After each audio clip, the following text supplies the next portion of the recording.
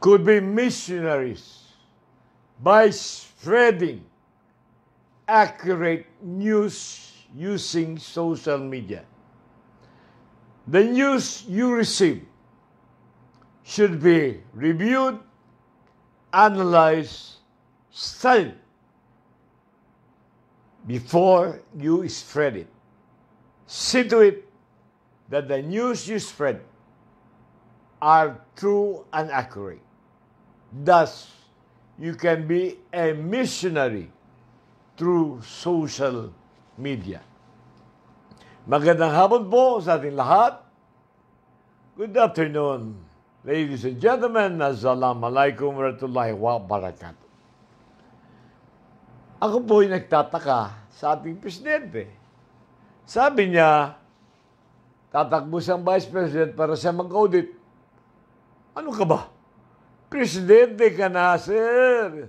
Ngayon ka dapat mag-audit. At pagalitan mo yon, mga opisina, mga bata-bata mo na mga may itim ang kamay. Pati pandemya, tuloy na huli kayo. Naku, nakakaya. May mangungutang kayo ng pera. Andito. ADB lends $400 to $400 million to Philippines for LGU. For LGU. Sa listahan, nagreklamo nga si Senator Subiri, yung 500 million na LGU money, hindi pa niya inaproba sa Inter-Agency Task Force kasi gusto na bumili ng Western Medicine. Ganun din ang reklamo ni Governor Remulla ng Cavite. Nag-allocate siya ng 1.5 billion. Ganun din ang reklamo ng Makati. Nag-allocate din siya ng 1 billion. At ganun din reklamo ng Puerto Princesa, 500 million. Lalaki doon itong mga pera Taguig City, 1 billion. Ano pa? At ang dadaming pera, Malabon, 200 million, Mandaluyong, 200 million, Manila City, 200 million, 250 million, Mindoro City, 200 million, Bacolod City, 300 million, Cainta, isang bayan lang, munisipyo, 125 million, at 300 private companies. So, bakit itong drama na ito? Ay, hirap sa inyo, niluloko mong tao. Aprobahan ninyo ang request ng mga local government units para, alam mo, Mr. President, kung nakatutok ka lang sa pandemya, siguro itong budget na for 2022, wala na yung bill. Kaya mo, right to pay, National Transport and Commerce, mga intelligence fund mo, yung mga tinatawag mong mga saka na yan, you got only 10 months to go. Gusto mo mag-iwan ng pandemya? Ay, naku, nakakahiya ka. Kasi ang Singapore, tingnan nyo, 80% ng population fully job, 80%. Naku, hindi pa sino bang ginamit nila? Western medicine pa. Israel, nasa third round na Israel. Tayo, 10% pa lang. So, itong budget mo, yan nasa Kongreso pa, palitan mo na yung bill mo. Dapat cure. Alam mo, sir, kung magkano in-estimate ko? Kasi, ang mahal kasi na Sinovac. Ang Sinovac mo is 3,629. Mas mahal pa sa Pfizer ng 1,250. 1,000. Naku, kamahal. Mahal ng 1,250. Mas mahal mo Sinovac. Tapos sa efficacy, questionable kaya umangat tuloy. So tingnan nyo ngayon, ilan ang tinamaan kahapon? 18,528. Noong Sabado, 19,441. Noong Biyernes, 7,447. Yung last report natin, yung Thursday, 16,313. So, ano matay? 33,109. So, ang nakakaya rito, panahon sa pandemya, ayun, plunder seen in mass shielding. Naku, nakakaya, pinano pa, sir, ang nakawan. Kasi, Sa Senado, sinabi rito, yung 65 billion to respond sa pandemya na binigay sa DBM, Procurement Services, na ang Undersecretary si Lloyd Lau na taga Davao City, na bata mo at bata rin ni Senator Bongo. Huwag na kayo maglukuhan. Sabi nga rito, ni Senator Lacson, large-scale corruption, not just plunder. Large-scale corruption, not only plunder. And what makes it worse is that this is happening making profit right in the middle of a pandemic. Ano ba yan? Sabi po ng mga senador, large-scale corruption. Hindi lang plunder, kasi yung plunder 50 billion lang. Plus, ito, corruption talaga, large-scale, big time. Sa gitna po na may pandemya, yung po mga tao na malapit kay Presidente, ay naku, nagawa pang gumawa ng mga kalokohan. Katulad nito. Ito sinasabi rito, Pharmaceutical Corporation, founded September 2019. Kailan pumutok ang COVID? 2019. Now, biglang gumawa ng korporasyon. Ang kapital, 625,000 lamang. Pero, andun sa report, 2019, wala pang income. Pero noong 2020, naku, biglang nagka-income, ang laki naman. Biglang nagka-income, sobra namang ginansya to. Naku, maawa naman kayo sa Pilipinas. Binuhin mo, kalaking income to. Income dito, 200 million. Isang taon lang. Nakakahiya. 284 million. Ayan. Basahin nyo. Nakakaya. Capital, 625,000.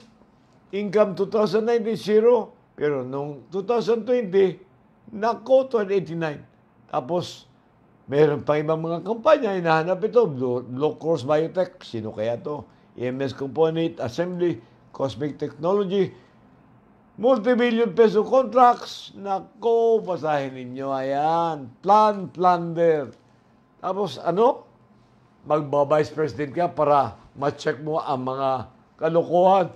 Ikaw nga dyan, ayaw ka mag-submit ng salin. Sino niloloko mo, sir?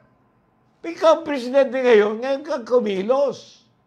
Ngayon ka magalit. Kaya mo tingnan sino yung mga membro ng kabinete mo magnanakaw. Ay, baka inutusan mo. Kasi, ano sabi ni, kawawa naman to si Duque. Naguguluhan na ako. Naku, hindi niya alam, bukas pa rin yung microphone.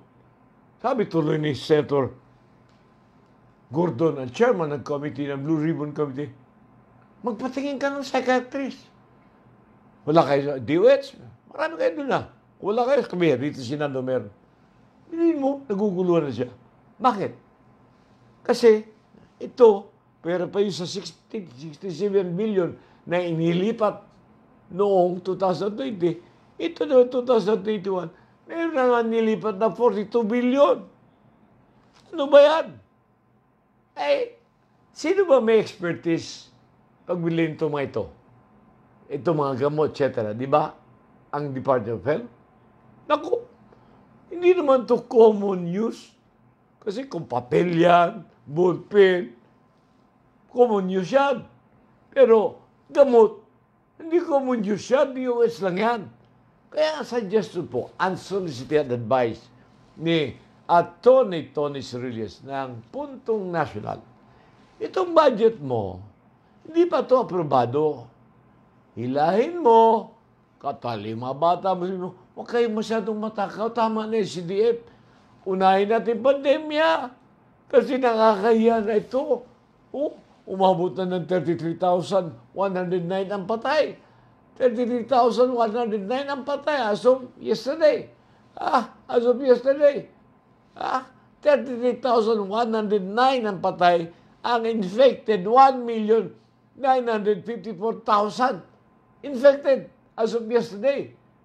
Baka abot na tayo 2 million ngayon. Kasi mamaya pa naman hapon, naabot ang record. So, mahiya ka naman. You are the President of the Philippines. Public office is a public trust. Tapos, sasabihin mo, magba-vice president ka para mag-check up mo. Ito nga, plunder. Mas lang nako, sabi ni Tria. Kasi may demand ng face shield, kaya mahal.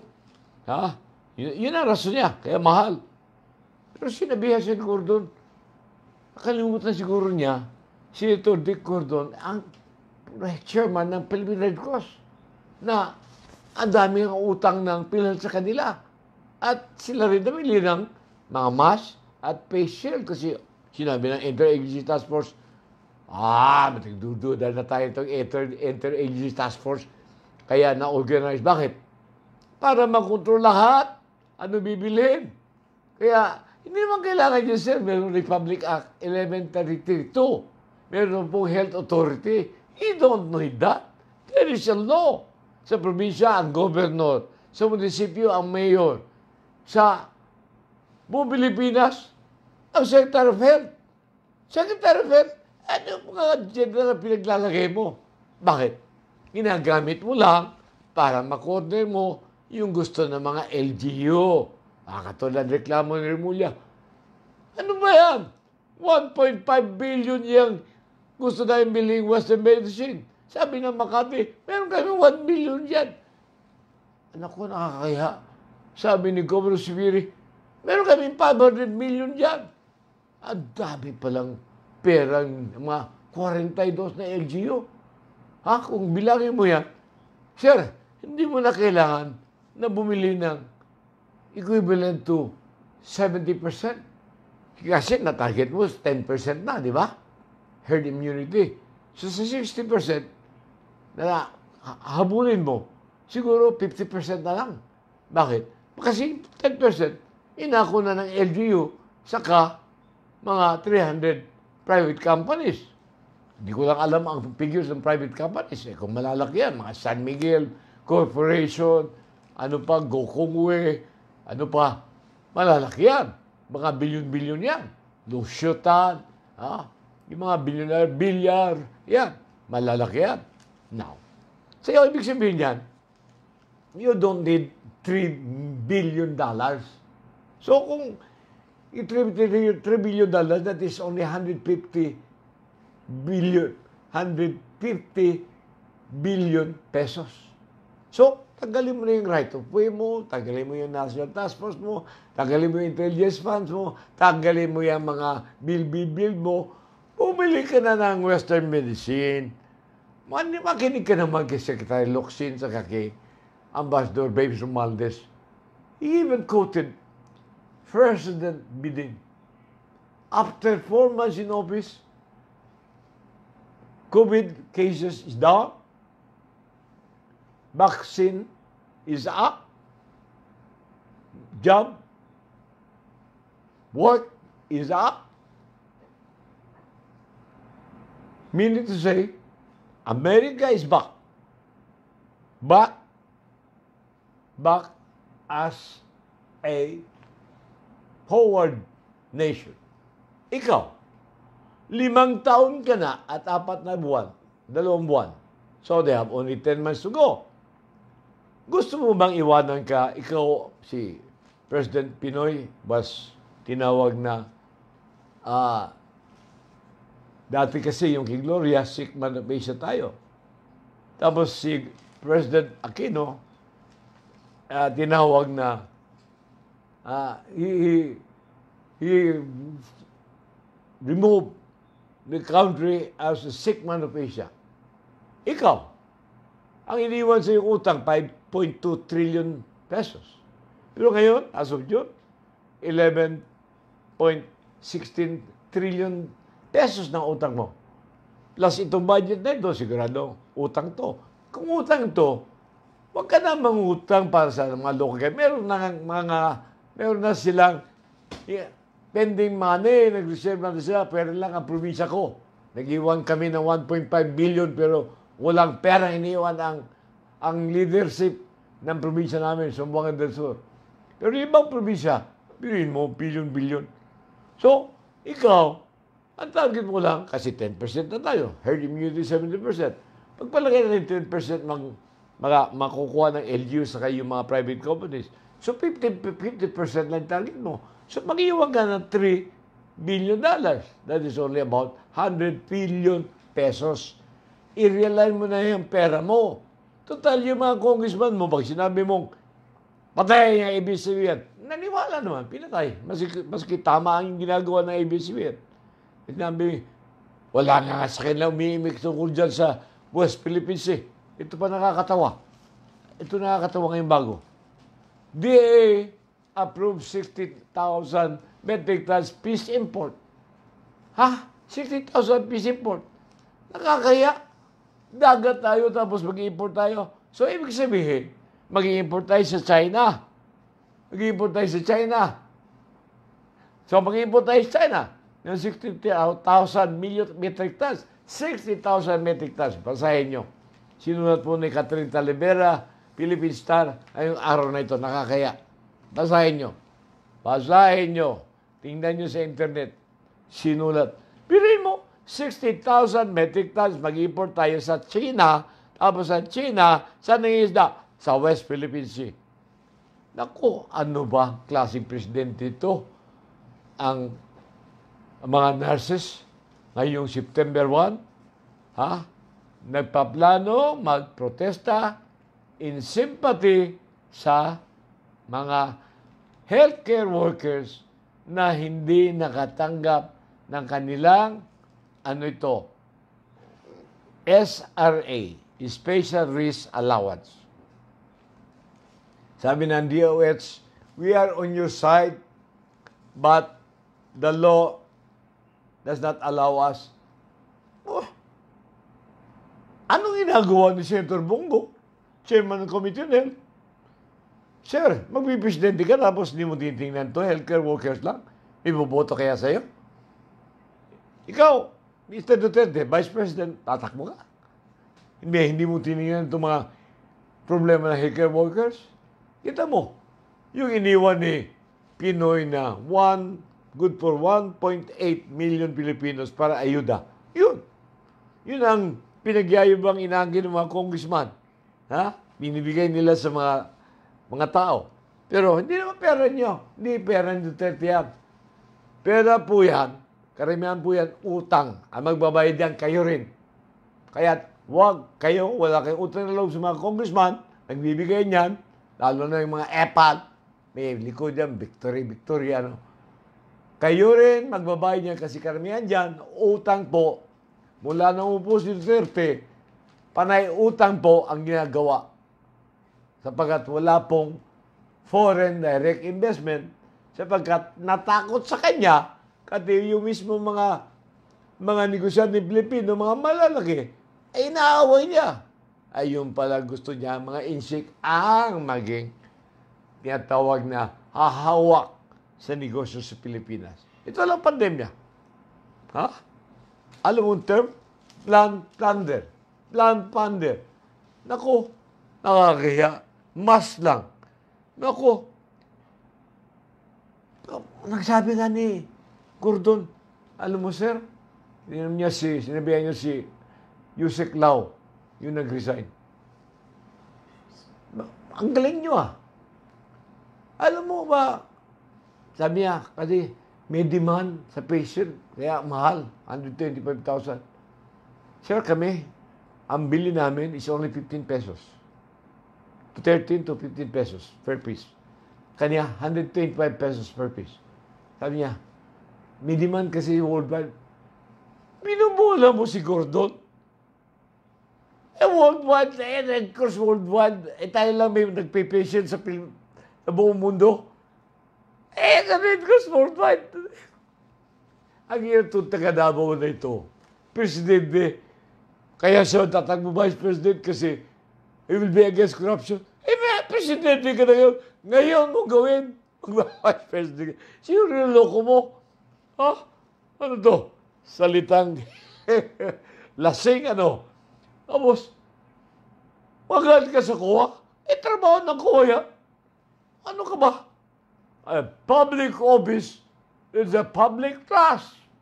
You should do it with all honesty, with patriotism. Ginagawa mo ba yan, Mr. Duterte?